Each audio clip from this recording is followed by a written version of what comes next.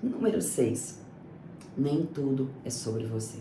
Existem pessoas que tudo que é falado mediante a fala do outro, ela entende como pessoal. Então, se ela convida uma pessoa para sair, por exemplo, e a pessoa fala que não vai poder sair, ou que já tinha um compromisso, ela começa. Já é sempre assim. Toda vez que eu ligo é desse jeito, eu nem chamo mais também, o problema sou eu. Então essa pessoa, ela conta que ela já sabia, que ela é vitimizada, que ela é doída, e tudo que a fala do outro, independente se é pessoal ou não, ela vai levar pro pessoal. O que eu quero te falar? Nós não podemos confabular na nossa mente e trazer tudo pro pessoal. Quando o outro traz agressividade, não é sobre você. A agressividade que o outro traz é sobre o outro. Então você precisa de ter empatia para entender que as pessoas dão o que elas têm e como elas estão. Num dia muito fácil, num dia que eu não tive problemas, é muito tranquilo eu controlar o meu tom de voz, é muito tranquilo eu pensar para te dar uma resposta, né? Mas num dia muito difícil, pode ser que eu vou te falar de uma forma que você vai interpretar como agressivo. E mesmo que seja pessoal, você tem que entender que a agressividade não tomar como pessoal, porque ela não é sua. As pessoas dão o que têm. Então, tem a ver com o estado que a pessoa se encontra. Se você trouxer para o pessoal, você vai se contaminar. Então, é um veneno que você tomou por veneno e você se contaminou. Ou você deixa com ela, ou você traz para você. Buda conta uma história que é o seguinte: lá no templo, ele sentado, muitas pessoas frequentavam, visitavam e levavam presentes. E ao lado dele tinha um aprendiz. Então o aprendiz ele percebeu que do mesmo jeito que eram levados presentes, eram levados ofensas. E tem uma história que conta que centenas e centenas de pessoas entraram lá no mosteiro para ofender o Buda. E do jeito que ele estava, ele continuou. Em momento nenhum, mesmo que as ações persistissem, ele não alterava o seu estado emocional. Então o seu aprendiz perguntou para ele: por quê que você não se altera? Por que você não fala nada e você revida? E ele explicou: do mesmo jeito que eu recebo presente, eu escolho qual presente eu quero receber. As ofensas são a mesma coisa.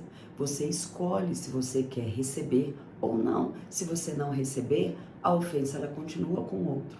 Então, quando você toma pro lado pessoal, é você que está escolhendo se envenenar. O meu conselho para você é: se blinde, tendo uma autoestima bem construída, reconhecendo as suas sombras e sendo autorresponsável e herói da sua história. Saia do papel de vítima. Nem tudo é sobre você. É como se o seu umbigo regesse tudo e você achasse que o mundo gira em volta de você. E não é isso. Às vezes a pessoa chegou nervosa e nem com você não era. Você foi um para-raio naquele momento. Tem habilidade emocional de entender que não é com você. Não pegue isso para você e não tome esse veneno. Número 7. Isso daqui é cultural e poderia ser tão mais fácil se nós aprendermos a sermos diretos e não sermos grosseiros. Já percebeu que quando a gente precisa de dar uma resposta para alguém, onde nós achamos que essa resposta pode chatear a pessoa, nós maquiamos essa resposta? Por que nós não dizemos simplesmente não? Por que a gente fala não? Sabe por quê? Não. Isso é cultural. Tem países que as pessoas falam assim: nossa, mas lá eles são frios. Não são. É porque eles acostumaram a ter uma linguagem direta. E aqui nós acostumamos porque nós projetamos no outro o que nós não gostaríamos que fizessem conosco.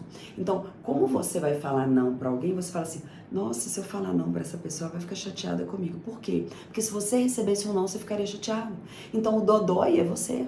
O que eu quero te falar é: a comunicação não precisa de ser floreada, ela não precisa ser regada de mentira, porque as coisas poderiam ser muito mais fáceis se eu tivesse liberdade de simplesmente falar assim: não, não obrigada, sem ter que ficar esclarecendo tudo. Por quê? Porque a distorção, ela está na nossa mente e não na comunicação. E isso, como eu te disse, é cultural. Então a gente tem dificuldade de ser direto, de ser franco, de ser pontual, com medo que o outro nos ache agressivo. Se aprendermos a falar assim, vai facilitar muito as nossas relações e você não vai projetar mais isso em você. que tem falar não? É porque eu acho que o achismo está dentro da sua cabeça. Experimenta ter uma comunicação mais leve, experimenta ter uma comunicação mais direta e seja você a pessoa que tolera a comunicação direta e desobriga o mundo de ficar pisando em ovos com você ao florear respostas para que você não se sinta doído. Isso é uma comunicação madura. Número 8, tenha disposição para a verdade. Você prefere uma verdade doída ou uma mentira floreada? É óbvio que você vai responder para mim agora. Gisele, todos nós preferimos a verdade. Será? Por que a gente não tem disposição de receber a verdade e acreditamos que as pessoas têm? Nós não temos essa disposição. Então não temos maturidade para receber essa verdade. Se você prefere uma mentira bem contada do que uma verdade incômoda, está na hora de se amadurecer. Se você não está preparado para ouvir a verdade te dói, está na hora de amadurecer. Então, isso faz parte da comunicação, por quê? Porque o seu estado de indução e a forma como você recebe a comunicação, ela tem tudo a ver com o seu autoconhecimento.